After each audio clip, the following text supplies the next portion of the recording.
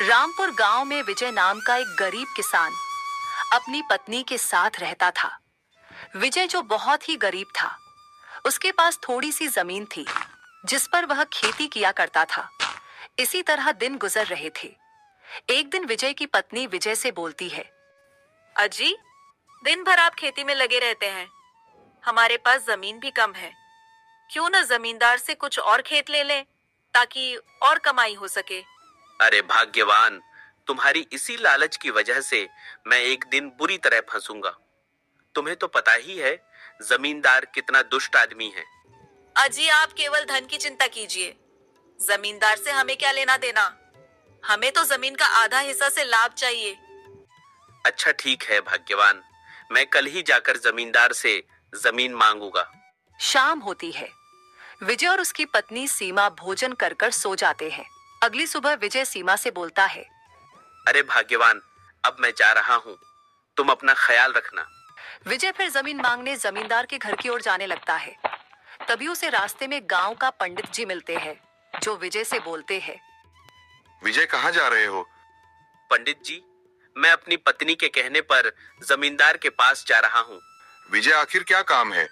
तुम क्यों जमींदार के पास जा रहे हो? पंडित जी, मैं अपनी पत्नी के कहने पर जमींदार के पास जा रहा हूँ। विजय, आखिर क्या काम है? तुम क्यों जमींदार के पास जा रहे हो? पंडित जी, मेरी पत्नी मुझसे ज्यादा मुनाफे के लिए जमींदार से और ज्यादा खेती की जमीन लेकर खेती करने के लिए कह रही है, ताकि हम लोग और मुनाफा कमा सके। विजय, तुम्हारी पत्नी बहुत लालची है। पंडित जी, मेरी पत्नी को क्या पता कि मैं खेती कैसे करता हूँ। वह मेरा दर्द क्या जाने। विजय, तुम सही बोल रहे हो। तुम्हारा दर्द तुम्हारी पत्नी क्या जाने। पंडित जी, अब मैं जा रहा हूँ, मुझे वापस घर भी आना है। विजय, चलो ठीक है, तुम जाओ। विजय फिर आगे बढ़ता है और वह जमींदार के घर पहुंचता है। जमींदार जी, मेरा नाम विजय है। मैं आपकी कुछ थोड़ी सी जमीन पर खेती करता हूँ। मुझे और भी जमीन चाहिए खेती करने के लिए। विजय, मैं तुम्हें जमीन एक शर्त पर दूंगा। तुम्हें मेरा एक काम करना होगा। जमींदार जी, क्या काम बोलिए, मैं आपका कोई भी काम कर दूंगा। विजय, दूसरे गांव में मेरा दोस्त है।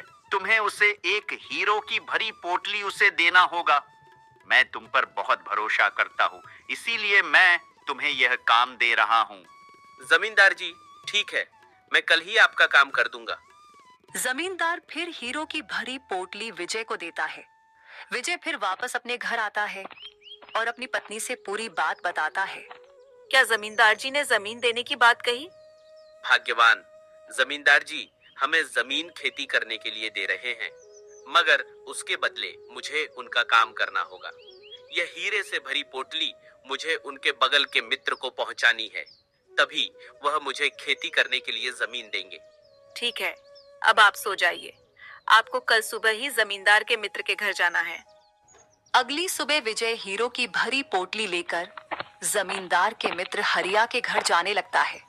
विजय, जो बहुत ज्यादा दूरी तय करके जमींदार के घर पहुंचता है। जमींदार का मित्र हरिया विजय का इंतजार कर रहा था। हरिया जमींदार जी, मैं आपका हीरो से भरी पोटली लाया हूँ, जो जमींदार जी ने दिए हैं। विजय, मुझे सब पता है, उन्होंने तुम्हारे बारे में बताई है। तुम बहुत ईमानदार आदमी हो। तुम्हारे जैसा ईमानदार आदमी ढूंढने पर भी नहीं मिलेगा। यह लीजिए अपना हीरो की भरी पोटली। ठीक है विजय, लाओ दो। विजय किसान जो हीरो की भरी पोटली हरिया को देता है। हरिया जमींदार जी, अब मैं चलता हूँ, मुझे अभी जमींदार के पास भी जानी है। उनसे खेती करने के लिए जमीन भी तो लेनी है। विजय, अच्छा ठीक है, अब तुम जाओ। विजय फिर शाम होते होते जमींदार के घर आता है और जमींदार से बोलता है, जमींदार जी, मैं आपका कहे मुताबिक हीरो की भरी पोटली आपके मित्र के पास पहुंचा आया हूँ। विजय, बहुत अच्छा। मैं अपना कहा हुआ वादा पूरा करता हूँ। मैं तुम्हें 2 एकड़ जमीन दे रहा हूँ, जिस पर तुम खेती करना। सुबह होती है। अगली सुबह विजय अपनी पत्नी से बोलता है, अरे भाग्यवान, तुम्हें पता है जमींदार जी हमें 2 एकड़ जमीन दिए हैं खेती करने के लिए। अजी, क्या सचमुच जमींदार जी आपको खेती करने के लिए जमीन दे दिए हैं? जमींदार जी हमें जो खेत दिए हैं खेती करने के लिए, हम उसमें क्या खेती करें? अजी, मैं तो कह रही हूँ आप उसमें बैंगन की खेती करिए। बाजार में बैंगन की सब्जी की बहुत भाव है। ठीक है, भाग्यवान, मैं बाजार से बैगन के पौधे लाकर लगा दूंगा। विजय फिर बाजार से बैंगन के पौधे खरीदने निकल जाता है। वह अपने बाजार के सब्जी मंडी में जाता है, जहां बैंगन के पौधे बिक रहे थे। अरे विजय भाई, बहुत दिन बाद सब्जी मंडी में दिख रहे हो, कहो कैसे आना हुआ? अरे मंगरू भाई, मैं जमींदार से कुछ जमीन लेकर उसमें बैगन के पौधे लगाने वाला हूँ, इसीलिए मैं सब्जी मंडी में बैगन के पौधे खरीदने आया हूँ। विजय भाई, मैं अभी तुम्हें बैंगन का पौधे देता हूँ। विजय का मित्र मंगरू फिर विजय को बैंगन के पौधे देता है, जिसे लेकर विजय अपने घर आता है। विजय फिर अगली सुबह खेतों में बैंगनों के पौधे लगा देता है। इसी तरह दिन गुजर रहे थे। कुछ ही महीनों बाद विजय की बैंगन की फसल तैयार हो जाती है। अरे सुनती हो भाग्यवान, हमारे खेत में बैंगन की फसल हो चुकी है। मैं जा रहा हूँ सभी बैंगनों को सब्जी मंडी में बेचने। अजी आप ठीक बोल रहे हैं जी। आप जाइए और सभी बैंगनों को सब्जी मंडी में बेच आइए। विजय फिर अपना ठेला लेकर बैंगन की फसल को तोड़ने के लिए निकल जाता है। वह सभी बैंगनों को तोड़कर उसे ठेले पर रखकर सब्जी मंडी में बेचने लगता है। अरे विजय भाई, जरा मुझे 1 किलो बैंगन देना। अभी देता हूँ। विजय फिर 1 किलो बैंगन तौलकर उस औरत को देता है। शाम होते होते विजय अपना सारे बैंगन बेचकर अपने घर आता है। अरे भाग्यवान, मैं सभी बैंगनों को बेच दिया हूँ। मैं कल ही जमींदार को फसल का आधा पैसा दे आऊंगा। अगली सुबह विजय जमींदार के घर पहुंचता है और फसल का आधा हिस्से का मुनाफा जमींदार को देता है। सेठ जी, यह लीजिए फसल का आधा हिस्से का मुनाफा। बैंगन की फसल बोया था, जिसमें खूब मुनाफा हुआ है। विजय फिर वापस अपने घर आता है और अपनी पत्नी के साथ इसी तरह खेती कर कर खुशी खुशी रहने लगता है। अगर आपको यह कहानी अच्छी लगी तो वीडियो को लाइक और चैनल को सब्सक्राइब जरूर करें। मदनपुर गांव में हरिया किसान अपनी पत्नी कुसुम के साथ रहता था। उन दोनों का एक बेटा था जिसका नाम मोहन था। मोहन बड़े से शहर में MBA करके एक बड़े से ऑफिस में काम करता। वहीं मोहन के पिता हरिया जो खेत में काम किया करते थे। एक दिन हरिया किसान अपने खेतों में से काम कर कर वह अपने घर आ रहा था। तभी उसे रास्ते में एक गांव का आदमी मिल जाता है, जो हरिया किसान से बोलता है। अरे हरिया भाई, तुम्हारे बेटे का क्या हुआ? उसकी पढ़ाई अभी तक पूरी नहीं हुई, क्या अभी तक वह घर नहीं आया? अरे नहीं भाई रामू, ऐसी बात नहीं है। मेरा बेटा मोहन शहर में पढ़ाई पूरी कर कर अब वह किसी बड़े ऑफिस में नौकरी कर रहा है। हरिया भाई, तुम्हारी मेहनत रंग लाई। तुम्हारा बेटा मोहन पढ़ लिख कर किसी अच्छे ऑफिस में काम कर रहा है। अरे हाँ भाई रामू, तुम सही बोल रहे हो। मेरा बेटा बहुत मेहनत किया है, तभी तो वह आज उस पोजीशन पर है। हरिया भाई, एक मेरा बेटा है बिरजू, जो दिन भर इधर उधर घूमता रहता। रामू भाई ऐसे मत बोलो, एक ना एक दिन तुम्हारा बेटा बिरजू भी अपने पैरों पर खड़ा हो जाएगा। काश ऐसा हो, मेरा भी बेटा तुम्हारे बेटे की तरह कामयाब हो जाए। रामू मेरे भाई, अब मुझे घर जाने की इजाजत दो। मेरी पत्नी मेरी राह देख रही होगी। चलो ठीक है हरिया भाई, तुम जाओ, मुझे भी बहुत काम है।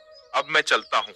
हरिया किसान फिर कुदार लेकर अपने घर आता है। आते ही उसकी पत्नी कुसुम हरिया से बोलती है, अजी आप आ गए, मैं अभी आपके लिए खाना लगा दे रही हूँ। अरे भाग्यवान, आज मुझे रामू मिला था जो हमारे बेटे की बहुत बड़ाइयाँ कर रहा था। अजी आप मेरी दिल की बात दूसरों से सुन गए। मेरा बेटा बहुत मेहनत किया है, तब जाके उसका शहर में एक बड़े से ऑफिस में नौकरी लगा है। अरे हाँ भाग्यवान, तुम सही बोल रही हो। हमारा बेटा बहुत होनहार है। भगवान ऐसा बेटा सबको दे। इसी तरह दिन गुजर रहे थे। एक दिन मोहन के ऑफिस में किसी कारण उसकी कंपनी बंद हो जाती है। मोहन फिर अपने घर आने को सोचता है। यह बात किसी तरह उसके पिता को पता चलती है। वह अपने घर आते हैं और अपनी पत्नी कुसुम से बोलते हैं, अरे सुनती हो भाग्यवान, हमारा बेटा अब घर आ रहा है। अजी आप क्या सच बोल रहे हैं? अपना बेटा मोहन घर आ रहा है? हाँ भाग्यवान, अपना मोहन शहर से अपने घर को आ रहा है। उसकी कंपनी अब बंद हो चुकी है। अजी अब क्या होगा? अब हम लोगों का घर कैसे चलेगा? आप तो खेती करते हैं, सिर्फ खेतों से घर चलाना बहुत ही मुश्किल होगा जी। अरे भाग्यवान, अपना बेटा अब इधर ही कुछ काम कर कर हम लोगों का ख्याल किया करेगा। अगली सुबह मोहन अपने घर आता है और अपने पिता से बोलता है। पिताजी, मेरी कंपनी अब बंद हो चुकी है। अब मैं भी गांव में कुछ काम कर कर अपना जीवन यापन करूंगा। मोहन बेटे, तुम सही बोल रहे हो। तुम इधर ही कोई कंपनी खोजकर नौकरी करो। पिताजी, मैं कल ही नौकरी खोजने जाऊंगा। अगली सुबह मोहन एक नौकरी खोजने एक कंपनी में जाता है। जाते ही वह मैनेजर से बोलता है। हेलो सर, मेरा नाम मोहन है। मैं शहर से एमबीए किया हूँ। आपकी कंपनी में कोई भी काम हो तो मुझे दे दे। मोहन, हमारे इस कंपनी में कोई भी सीट खाली नहीं है। सीट पहले से ही भरी पड़ी है। मैं तुम्हें काम पर नहीं रख सकता। सर, मैं कोई भी काम कर लूंगा। मेरे घर पैसे की बहुत जरूरत है। मोहन, मुझे माफ कर दो। मैं दूसरों को निकालकर तुम्हें काम पर नहीं रख सकता। अब तुम जा सकते हो। मोहन फिर उदास होकर दूसरे कंपनी में जाता है। जाते ही वह मैनेजर से पूछता है नौकरी के बारे में। सर, मेरा नाम मोहन है। मुझे काम की बहुत आवश्यकता है। आपकी कंपनी में कोई काम हो तो मुझे दे। मोहन, मेरे कंपनी में कोई भी सीट खाली नहीं है। मैं तुम्हें काम पर नहीं रख सकता। मोहन फिर उदास होकर अपने घर आता है और पूरी बात अपने माता पिता को बताता है। पिताजी, मैं आज बहुत सी कंपनियों में नौकरी खोजने गया था, लेकिन मुझे कोई भी नौकरी देने के लिए तैयार नहीं हो रहा है। मोहन बेटे, तुम चिंता मत करो। तुम्हें एक ना एक दिन नौकरी मिल ही जाएंगी। पिताजी, अब मैं बाहर घूमने जा रहा हूँ। शाम होते होते मैं घर वापस आ जाऊंगा। ठीक है मोहन, तुम जाओ, बाहर घूम कर आओ। मोहन फिर बाहर घूमने चला जाता है। तभी उसे रास्ते में एक पानी पूरी का ठेला दिखता है, जहाँ बहुत सारे लोग पानी पूरी खा रहे थे। अरे वाह, मुझे मिल गया आइडिया। अब मैं भी कल से पानी पूरी बेचना शुरू कर दूंगा। मोहन फिर अगली सुबह से पानी पूरी का ठेला खोल लेता, जिस पर एमबीए पानी पूरी वाला लिखा हुआ था। मोहन की दुकान देखकर कुछ लोग उसके दुकान पर पानी पूरी खाने के लिए जाते हैं। भाई मोहन, मुझे जरा अपना पानी पूरी खिलाना। जरा देखो कि तुम कैसे पानी पूरी खिला रहे हो। अभी खिलाता हूँ। मोहन फिर पानी पूरी खिलाने लगता है। उस ग्राहक को मोहन का पानी पूरी बहुत ही अच्छा लगता है। मोहन भाई वाह, क्या पानी पूरी बनाते हो तुम। खाने में तो मजा ही आ गया। मोहन इसी तरह पानी पूरी बेचता और खुशी खुशी अपने माता पिता के साथ रहता। और कुछ ही समय में मोहन एक बहुत बड़ा बंगला भी खरीद लेता। मोहन अपने नए बंगले में अपने माता पिता के साथ खुशी खुशी रहने लगता। अगर आपको यह कहानी अच्छी लगे तो वीडियो को लाइक करें और चैनल को सब्सक्राइब करें और बेल आइकन को दबाना ना भूलें। हमें कमेंट में बताएं कि हमारी कहानी आप लोगों को कैसी लगी।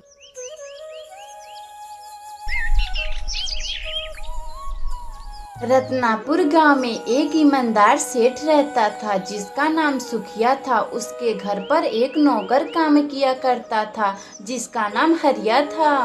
सुखिया सेठ खाने पीने का बड़ा शौकीन था। वह तरह तरह का व्यंजन खाया करता था।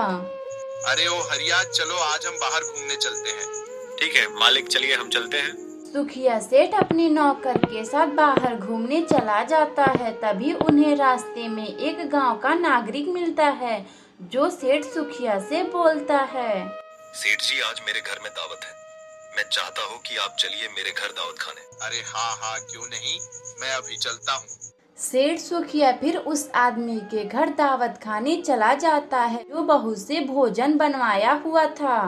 सेठ जी, अब आप खाना शुरू कीजिए और खाकर बताइए कि ये कैसा बना है। अरे हाँ, क्यों नहीं, मैं अभी खाकर बताता हूँ। सेठ सुखिया खाने का निवाला अपने पेट में डालता है। उसे दावत का खाना बहुत ही अच्छा लगता है। भाई वाह, दावत खाने में तो मजा ही आ गया। अरे वाह, क्या दावत है, इसे खाने में तो मजा ही आ गया। सेठ सुखिया दावत खाकर चला जाता है और अपने घर आकर अपने नौकर से बोलता है।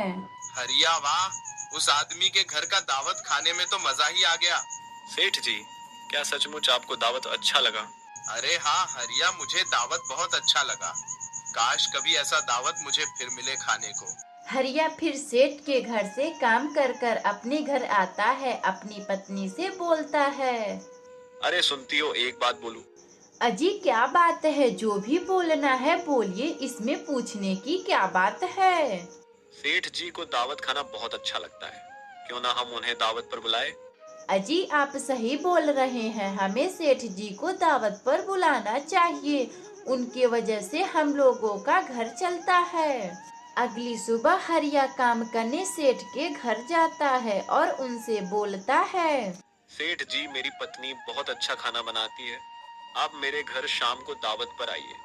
अच्छा ठीक है हरिया, मैं जरूर आऊंगा। शाम होती है। शाम को सेठ सुखिया दावत खाने अपने नौकर के घर जाते हैं। हरिया खाने में बहुत ही अच्छा अच्छा पकवान बनवाया हुआ था। सेठ जी खाना शुरू कीजिए, यह सभी भोजन मेरी पत्नी ने बनाया है। सेठ सुखिया अपने नौकर के घर भोजन करने लगता है। उसे उसकी पत्नी की बनाई हुई भोजन बहुत ही अच्छा लगता है। हरिया, क्या स्वादिष्ट भोजन बनाती है तुम्हारी पत्नी, इसे खाने में बहुत अच्छा लगा। अरे इसके सामने तो बड़े बड़े होटल भी फेल है। हरिया की पत्नी, मैं तुमसे एक बात बोलूं? सेठ जी हाँ बोलिए, कैसी बात बोलना चाह रहे हैं आप? हरिया की पत्नी, मैं चाहता हूँ कि तुम मेरे घर खाना बनाओ, जिसकी सुगंध से मैं ज्यादा भोजन कर पाऊंगा। सेठ जी हाँ क्यों नहीं, मैं खाना बनाने के लिए तैयार हूँ। मैं कल से खाना बनाने के लिए आया करूँगी। अगली सुबह से हरिया की पत्नी गौरी सेठ सुखिया के घर खाना बनाने जाया करती है। हरिया की पत्नी रसोई घर में खाना बनाती और सेठ सुखिया उसी रसोई घर में खाया करता। गौरी जो भी खाना बनाती वह उसे अपने घर लेकर आती, जिसे वह दोनों पति पत्नी खाया करते। अरे भाग्यवान सेठ जी को तुम्हारी बनाई हुई भोजन कैसा लगा? अजी मेरा बनाया हुआ भोजन का सुगंध सेठ को बहुत ही अच्छा लगा, वह अंगुलियां ही चाटते रह गए। तो क्या सचमुच सेठ जी तुम्हारे बनाए हुए भोजन की सुगंध से सेठ जी ने भोजन किया? अजी हाँ सेठ जी, मेरे बनाए हुए भोजन की सुगंध से उन्होंने अपना भोजन किया। इसी तरह दिन गुजर रहे थे। हरिया की पत्नी गौरी प्रतिदिन सुखिया सेठ के घर खाना बनाने जाती और सेठ सुखिया जो गौरी की बनाई हुई भोजन की सुगंध से सेठ सुखिया अपना भोजन किया करता था।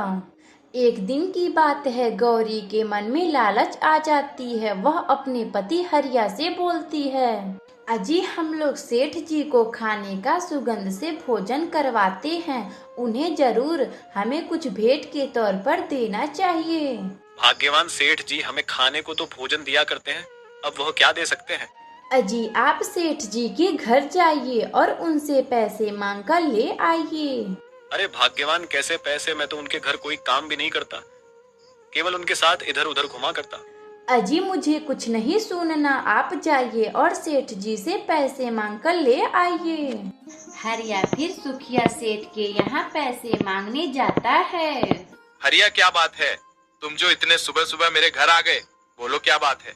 सेठ जी मेरी पत्नी मुझे बोली है आप जाइए और सेठ जी से भोजन के सुगंध का पैसा मांग कर लाइए। अरे ऐसी बात है, तुम रुको, मैं अभी आता हूँ। सेठ सुखिया इतना बोलकर अपने कमरे में जाता है और सिक्के की रखी धनराशि को खनखनाहट की आवाज में निकालता है। हरिया को सिक्के की खनखनाहट सुनकर वह सोचता है, लगता है सेठ जी ज्यादा सिक्के देंगे, इसीलिए ज्यादा आवाज आ रही है। सेठ सुखिया फिर अपने कमरे में से बाहर आता है। हरिया सेठ की हाथों में सिक्के ना देखकर वह सेठ जी से बोलता है, सेठ जी आपके हाथों में तो एक भी सिक्के नहीं है, आपके कमरे में से तो बहुत आवाज आ रही थी। हरिया तुम शायद समझे नहीं सिक्कों की खनखनाहट से। मुझे तो कुछ भी समझ नहीं आ रहा, आप क्या कहना चाहते हैं? हरिया कैसे सिक्के, मैं तो तुम्हारा भोजन नहीं खाता हूँ, मैं तो केवल उसका स्वाद लेता हूँ। भोजन तो वह तुम दोनों खाते हो, इसीलिए मैं तुम्हें सिक्के की खनखनाहट सुनाया हूँ। हरिया को सेठ जी की बात समझ आ जाती है, वह अपने घर आ जाता है। आते ही उसकी पत्नी, अजी क्या हुआ, आपको सेठ जी ने पैसे नहीं दिया? अरे नहीं भाग्यवान, उन्होंने कहा है कि वह तो केवल भोजन का सुगंध लेते हैं, भोजन तो हम सब करते हैं, इसीलिए वह हमें पैसे नहीं दिए हैं। हरिया की पत्नी को समझ आ जाता है और वह अब बिना पैसों के सेठ सुखिया के घर खाना बनाया जाया करती थी। अगर आपको यह कहानी अच्छी लगी तो हमारे वीडियो को लाइक करें और चैनल को सब्सक्राइब करें।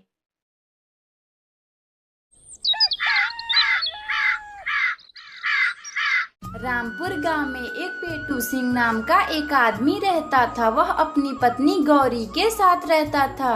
पेटू सिंह कुछ भी कामकाज नहीं जानता था। वह सिर्फ घर पर बैठकर खाता रहता। उसकी पत्नी जो सारा कामकाज करती। पेटू सिंह को कामकाज से दूर दूर तक कोई नाता नहीं था। अरे सुनती हो, मेरे लिए खाना लाओ, मुझे बहुत जोरों की भूख लगी है। अजी आपको दिन भर बस खाने की ही सूझती है, कोई काम धंधा करने का तो मन नहीं करता। दिन भर बस खाने पीने की ही बातें करते हैं। अरे भाग्यवान, तुम तो जानती ही हो ना, मुझे कोई काम धंधा नहीं आता। मुझे तो बस खाने पीने को ही मन करता है। हाँ हाँ, बस केवल खाओ पियो, काम काज तो करना नहीं है। मैं जा रही हूँ धनीराम सेठ के यहाँ काम करने। पेटू सिंह की पत्नी धनीराम सेठ के यहाँ नौकरानी का काम करने चली जाती है। गौरी को घर से बाहर जाने के बाद कुछ ही समय में पेटू सिंह घूमने के लिए बाहर निकलता है। तभी उसे रास्ते में हरिया नाम का एक आदमी दिखता है जो उसका पड़ोसी था। हरिया, मुझे भी अपने साथ ले चलो। तुम कहाँ जाओगे? तुम तो कोई काम धाम नहीं जानते। हरिया, मेरी पत्नी मुझसे बोलती है कि तुम कोई काम धाम नहीं करते, बस केवल खाते रहते हो। चलो ठीक है, तुम इतना बोल रहे हो तो मैं तुम्हें काम पर ले चलता हूँ, मगर वह तुम काम नहीं कर पाओगे। हरिया, तुम चिंता मत करो, मैं कोई भी काम कर लूंगा। हरिया फिर पेटू सिंह को लेकर अपने दोस्त के पास जाता है जो घर घर जाकर चोरियां किया करता था। सरदार, ये मेरा दोस्त है, इसे भी वही काम करना है जो हम लोग करते हैं। हरिया, यह काम इतना आसान नहीं है, इस आदमी की बस की बात नहीं है। सरदार, आप बिल्कुल चिंता मत करें, मैं चोरी कर लूंगा। घर पर इस तरह ताना सुनने से तो अच्छा है कि चोरी ही कर लूं। चलो ठीक है, अगर तुम चोरी करना ही चाहते हो तो हम लोगों की समूह में शामिल हो जाओ। सरदार चोरी का पूरा विचार हरिया और पेटू सिंह को बताता है और उन लोगों से बोलता है, सुनो तुम दोनों, आज रात हम बगल के गांव में चोरी करने चलेंगे, तुम लोग ठिकाने पर आ जाना। इतना बोलकर चोरों का सरदार वहाँ से चला जाता है। पेटू सिंह फिर शाम तक अपने घर आता है। उसकी पत्नी पहले से घर पर आ चुकी थी। अजी कहाँ गए थे आप जो इतनी शाम को आ रहे हो? अजी क्या आपको कोई काम मिला? अरे हाँ भाग्यवान, मुझे काम मिल गया है, मैं शाम होते ही अपने काम पर चला जाऊंगा। अजी ऐसा कौन काम है जो आप शाम को जाएंगे? अरे भाग्यवान, तुम उसकी चिंता काहे को कर रही हो? बहुत से काम जो रात में भी किया जाता है। अजी कुछ भी हो, आपको काम मिल गया, बस इतनी ही बहुत है। रात होती है। पेटू सिंह अपनी पत्नी के सो जाने के बाद वह चोरी करने निकल जाता है। वह सबसे पहले हरिया के पास जाता है और उसे साथ लेकर सरदार के बताए हुए ठिकाने पर जाता है जहां सरदार इनका पहले से ही राह देख रहा था। तुम दोनों जाओ, घर में जो सबसे कीमती चीज है उसे लेकर मेरे पास आओ। हरिया और पेटू सिंह फिर चोरी करने घर के अंदर जाते हैं और सबसे पहले कीमती चीज चुरा कर लाते हैं और सरदार उन्हें चोरी करने के लिए कुछ पैसा देता है। ये लो, तुम दोनों आज की अपनी कमाई, कल फिर से हमें चोरी करने चलना है। पेटू सिंह पैसे को लेकर अपने घर आता है और फिर अपनी पत्नी को देता है। अरे भाग्यवान, यह लो पैसे जिसे मैं कमा कर लाया। तुम कहती थी कि मैं कोई काम नहीं करता, अब मैं हर रोज काम पर जाया करूंगा। अजी आप इतने पैसे कहाँ से लाए हो? अरे भाग्यवान, तुम उसकी चिंता मत करो। पेटू सिंह अपनी पत्नी को अपने बारे में कुछ नहीं बताता। जब भी उसकी पत्नी पूछती तो वह कोई ना कोई बहाना बनाकर टाल देता था। अरे भाग्यवान, मैं आज फिर काम पर जा रहा हूँ, तुम अपना ख्याल रखना, मैं काम कर कर सुबह होते ही घर आ जाऊंगा। अजी ठीक है, आप जाइए और सुबह होते ही चले आइएगा। इधर पेटू सिंह चोरी करने निकल जाता है, उधर गौरी को अपने पति पर शक होने लगता है। यह हर रोज कहाँ जाते हैं, मुझे भी नहीं बताते हैं, मैं आज इनका पता लगाऊंगी। गौरी भी पेटू सिंह का पीछा करने लगती है। वह देखती है कि उसका पति चोरी करने जा रहा है। आ गए तुम दोनों, चलो अब हम चोरी करने भीष्मा के घर चलते हैं। पेटू सिंह अन्य साथियों के साथ जाता है और चोरी करने भीष्मा के घर में चला जाता है। पेटू सिंह चोरी करने घर के अंदर जाता है। यह सब होता हुआ उसकी पत्नी देख रही थी। अच्छा, यह इतने सारे पैसे चोरी कर कर लाते हैं, आने दो, आज इनकी अच्छे से खबर लूंगी। इतना बोलकर उसकी पत्नी चली जाती है। वह घर पर अपने पति का इंतजार कर रही थी। पेटू सिंह चोरी कर कर अपने घर आता है और उसकी पत्नी उससे बोलती है, अजी आप कहाँ गए थे? मैंने आज आपको देख लिया, आप चोरी करने गए थे। अरे भाग्यवान, तुम्हें कैसे पता चला कि मैं चोरी करने जाता हूँ? अजी मैं आपके पीछे पीछे आज गई थी। मैंने देखा कि आप चोरी करने भीष्मा के घर में गए थे। अजी आप चोरियां मत कीजिए, हम लोग इतने में ही खुश हैं। मैं आपको अब कभी भी भला बुरा नहीं कहूँगी। अरे भाग्यवान, ठीक है, तुम इतना ही बोल रही हो तो मैं अब नहीं जाऊंगा चोरी करने। उस दिन से पेटू सिंह चोरी करने नहीं जाता है। दोनों पति पत्नी इसी तरह खुशी खुशी रहने लगते हैं। प्यारे दोस्तों, अगर आपको यह कहानी अच्छी लगे तो वीडियो को लाइक करें और चैनल को सब्सक्राइब करें और बेल आइकन को दबाना ना भूलें। हमें कमेंट बॉक्स में बताएं कि हमारी कहानी आप लोगों को कैसी लगी। सुरेश अपने माता पिता के साथ रहा करता था। सुरेश के पिता का नाम सुखिया था और माता का नाम गौरी था। सुरेश के पिता जो एक किसान थे, वह खेती बाड़ी का काम भी किया करते थे। सुरेश जो दिन भर अपने दोस्तों के साथ इधर उधर घूमा करता था। सुरेश, चलो हम बाहर घूमने चलते हैं, बहुत दिन हो गया। पहाड़ों वाले जंगल की ओर नहीं गए। मोहन, मेरे प्रिय मित्र, क्यों नहीं, चलो हम चलते हैं। तुम यही रुको, मैं अभी पिताजी से पूछ कर आता हूँ।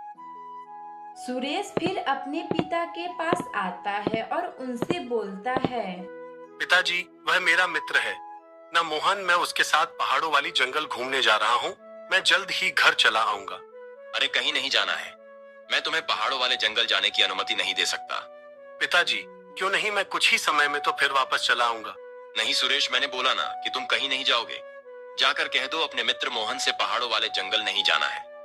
सुरेश फिर अपने घर से बाहर आता है और अपने पिता की कही गई बातों को अपने मित्र से कहता है।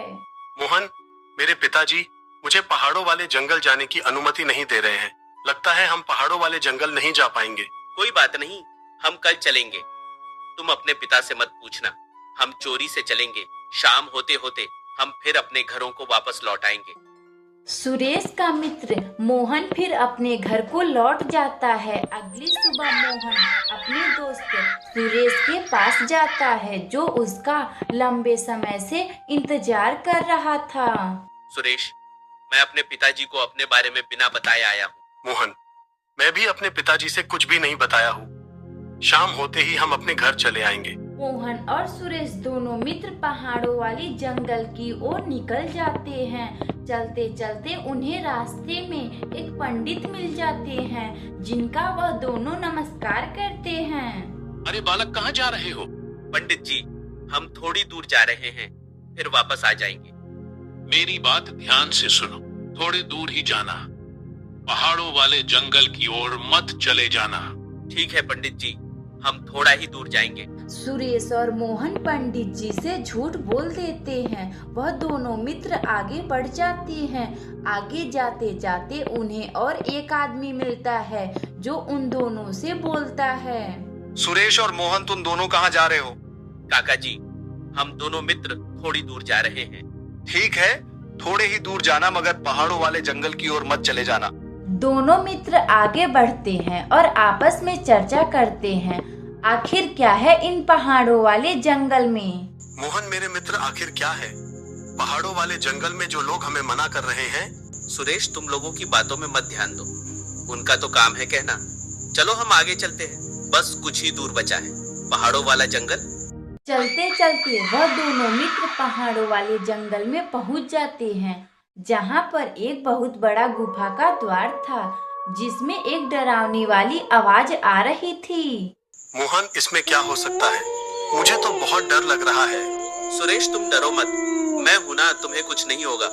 मोहन आगे आगे चलता, सुरेश मोहन के पीछे चलता। तभी उन्हें एक भूत दिखता है जिसका नाम भोलू भूत था। वह दोनों भूत को देखकर डर जाते हैं। अरे मोहन, मुझे तो बहुत डर लग रहा है। डरो मत, मैं कुछ नहीं करूंगा। तुम दोनों मेरा एक काम करो, तभी मैं तुम्हें यहाँ से जाने दूंगा। भोलू भूत जी, कैसी बात आप क्या कहना चाहते हैं? जंगल के बाहर एक किस्म का लकड़ी पाया जाता है, उसे लाकर मुझे दे दो, मैं फिर से इंसान बन जाऊंगा। ठीक है, हम वह लकड़ी लेने जा रहे हैं। अगर तुम मुझे लकड़ी लाकर मुझे दे दोगे तो मैं तुम्हें घर जाने दूंगा। मोहन और सुरेश लकड़ी लाने निकल जाते हैं। जाते जाते उन्हें एक आदमी मिलता है जो उन लोगों से बोलता है। तुम दोनों कहाँ जा रहे हो? हम दोनों दोस्त एक किस्म का लकड़ी लाने जा रहे हैं जो भोलू भूत ने मांगी है। क्या तुम्हें भी वह भूत बेवकूफ बना दिया? भोलू भूत सबको इसी तरह बेवकूफ बनाता है। अरे तुम क्या बोल रहे हो? हमें तो कुछ समझ ही नहीं आ रहा है। वह कोई भूत नहीं है, वह सबको बेवकूफ बनाता है और सबको इसी तरह परेशान करता है। तुम दोनों घर जाओ और फिर कभी इधर मत आना। मोहन और सुरेश अपने घर लौट आते हैं। सुरेश के पिता गुस्से से सुरेश से बोलते हैं। सुरेश, तुम कहाँ गए थे? हम लोग कब से तुम्हारी राह देख रहे हैं। पिताजी, मैं और मोहन एक साथ थोड़ी दूर टहलने गए थे। सच सच बताओ सुरेश, कहाँ गए थे? गांव के तुम्हारे काका मुझसे मिले थे, उन्होंने तुम्हें पहाड़ों वाले जंगल की ओर जाते हुए देखे हैं। पिताजी, मुझे माफ कर दे, अब मैं कभी भी पहाड़ों वाले जंगल नहीं जाऊंगा। सुरेश फिर अपने पिता को पूरी बात बताता है और वह अपने पिता से गलती की माफी मांग लेता है। सुरेश के पिता उसे माफ कर देते हैं और वह छोटा सा परिवार इसी तरह खुशी खुशी रहने लगता है। अगर आपको यह कहानी अच्छी लगे तो वीडियो को लाइक करें और चैनल को सब्सक्राइब करें और बेल आइकन को दबाना ना भूलें। हमें कमेंट बॉक्स में बताएं कि हमारी कहानी आप लोग